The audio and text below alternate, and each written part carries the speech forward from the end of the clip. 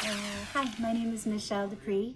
I am a winemaker. I'm here at Metro Wines in Asheville. It's May 8th, and I drove out today from Chapel Hill to help out in the shop and help bring wine out to people's cars. And we have some of the wines out today, and we're just going to do a quick video about how some of these are made. And we have the first wine I ever made. This is called Pentimento. I make this in Bordeaux, over on the right bank. A little white wine we started doing about 6 years ago. And then two of the wines that are from Costière de Nîmes, the Mazcaz wines. We also do a rosé, but we don't have that in stock today. And then a special little wine from Montsant in Spain, which is a little cellar that I help out in called Cellar Comunica. And this is a white wine from these guys. Pep and Patry are the winemakers, and then I get to work with them every year to do a few things. They make several different labels at the cellar. We used to do one together called Invitado, and I'll explain how this came to be after. So the first one, I guess we'll talk about Pierre Angulaire first. First of all of the wines are all organically farmed, and they're dry farmed. The Pierre Angulaire, this is the 2018 vintage. We have about, I think, maybe a case or two left of this in stock. The 19 is being bottled as soon as we can get it bottled in France, just because of all of the restrictions right now. Things are a bit delayed, but it should be here in maybe June. So the Pierre Angulaire, the 2018, it was about 75% Sauvignon Blanc, and then 15% Semillon, 10% Muscadel. So natural yeast fermentation, all fermented in stainless steel. And I think I did about this was about 800 cases in 2018. I have my 2019 numbers in my head, which is going to be about 1,300 cases. We increased the case numbers a little bit this year. So Pierre Angulaire, little Bordeaux Blanc. Yes I do. $14.99. I didn't know the prices, but $14.99 on the Pierre Angulaire. Super clean. This was kind of meant for us at the winery just to sort of be a shift drink, because the winery that I was making Pentimento at, we only grow red fruit, so there's only red wine to drink, and I'm a white wine drinker and a beer drinker. And I really wanted to have some white wine on hand, so the idea was, let's make some white wine and drink it. But then we make a lot, and my importers thought, why don't we start making this to bring into the U.S.? So that happened about 5 years ago. So Pierre Angulaire, it means cornerstone in French, and the name is kind of a little bit of a jab at me because it's like my cornerstone. I need to have white wine on hand to drink, so I get out of bed to make the red wine. Pentimento. So this is the wine I've been making the longest. This is my 2014 vintage. More or less every year, it's about 75% Merlot, 25% Cabernet Franc. The wine is organically farmed. I ferment the fruit in unlined concrete vats, and then this is aged for about 11 months in 1 and 2 year old light toast Taranto oak. It's the only wine that I put into barrel, and it's delicious. I like this one. I like this one a lot. It's earthy, and it's got really nice acidity, and it's got guts. I like it. So that's Pentimento. If I forget to, I'm going to ask these guys if I forget to mention anything else about the wine. Oh, Pentimento is the name of a memoir that was written by Lillian Hellman. She was a New York City playwright a long time ago, and I really liked her books and her plays. And at the end of her life, she wrote a memoir called Pentimento, and she used it because the word sort of means, in I guess the art world, during the Renaissance era, when painters would paint on canvas, if they couldn't sell it, they'd paint over and paint over and over and over again, and it would create this sort of layered effect on the canvas. And I think that Lillian sort of used the word as like, for her memoir, this is my life, these are the layers of my life, whether you like it or not, and here are my mistakes, here are my failures, here are my successes, here it is, and in a nutshell. And I think that for me it was a nice way to name a wine, because not all wine is perfect, and I'm not from Bordeaux, I'm from upstate New York, so it was a real gift to be able to have the keys to someone's cellar and make my own wine. So for better or worse, I hope the wine tastes good. So that was in 2008 when I started, and I called it Pentimento because I thought it would be a nice way to name the wine, but also the people who helped me to get to Bordeaux along the way. The image on the label is it's the molecular formula of the soil profile that we have at the property. Montmorillonite clay is the top line, and calcium carbonate is the limestone, and that's our soil there at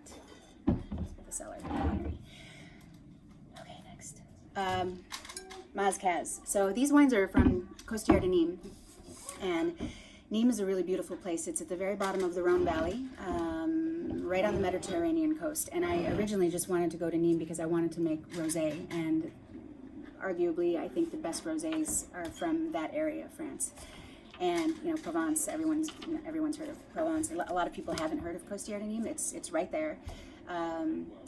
And it's its own little AOC and just a beautiful place. And I wanted to make rosé. Rosé, you can make rosé different ways, but this rosé, the Mazcaz rosé, comes from the red wine. It's called Saignée. It's a bleed of the red fruit. So you put the red fruit in the tank. You do a little bit of a pump over or a little bit of skin contact, and then you bleed off as much juice as you'd like to make for your rosé. And what's left behind in the tank becomes the red wine.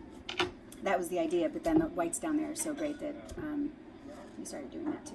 So the white, this is the 2018, more or less equal parts Roussanne and Grenache Blanc. All three Mazcaz, actually everything that we make in Bordeaux too, is they're all natural yeast fermentation. So the fruit goes in the tank. I do a direct press. Juice goes into the tank. Everything ferments on the natural yeast. And then the Blanc is the 2018. It varies. This is the one that varies every year. As far as the blend, this is about 50% Roussanne, 50% Grenache Blanc. The Rosé, which we don't have today, is usually about 60-40 Grenache Syrah. And the Little Red, this is my 17. This is about 70% Grenache and then equal parts Syrah and Mourvedre. This is all tank fermented. And a very light extraction on this, and Andy will talk about the flavors because I'm shy about talking about flavors and what people feel and taste, but I can tell you how it's made. So very light extraction, meaning I don't do a ton of pump overs and move the wine around a lot when it's on the skins. I want this wine to be a very sort of light, fruity, kind of aperitif-y, afternoon, chillable red. Just because, the wine I make up in Bordeaux is a little heavier, and I wanted to do something a little bit different in Nîmes, so that's where the idea behind the flavor for Mazcaz.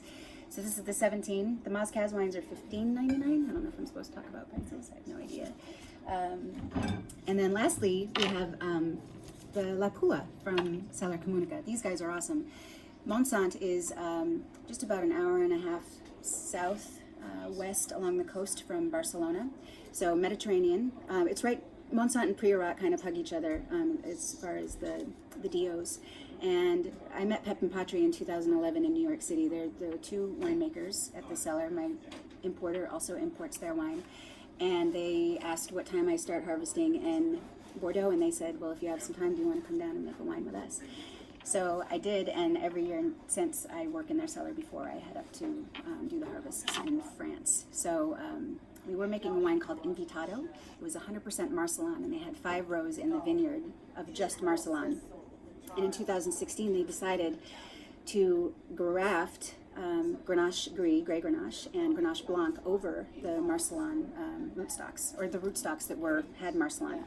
So the following year, when you do a graft, you can get fruit the following year. It's not a baby vine. It's not a freshly planted vine. So they grafted, and they named the wine. This is 70% Grenache Blanc, and then 15% each of 70% Grenache Blanc, and then equal parts of Grenache Gris and Grenache Peluda. It's a Blanc de Noir, so white wine from red wine.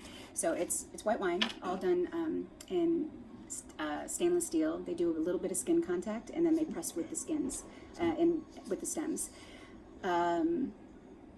What can I tell you about this wine? I love working in this cellar. This is the only white wine that they make. It's the first white wine they make, and they call it La Pua because La Pua sort of loosely translates to opportunist, meaning these little Grenache Blanc vines, the grafts, kind of took advantage of the rootstocks that were already in place and healthy, that had been there for a long time, and they immediately started making white wine, and this is really, it's delicious. We have a bottle open right now.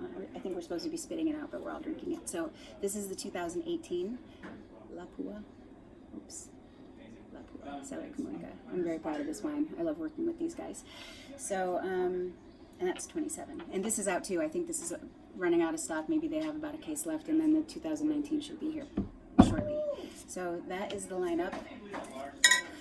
I don't know if I'm supposed to touch the screen. Probably not. Nope. Mazcaz, Lapua, Pentimento, Mazcaz Rouge, and the little baby Pierre Angulaire shift drink. And I think that's it.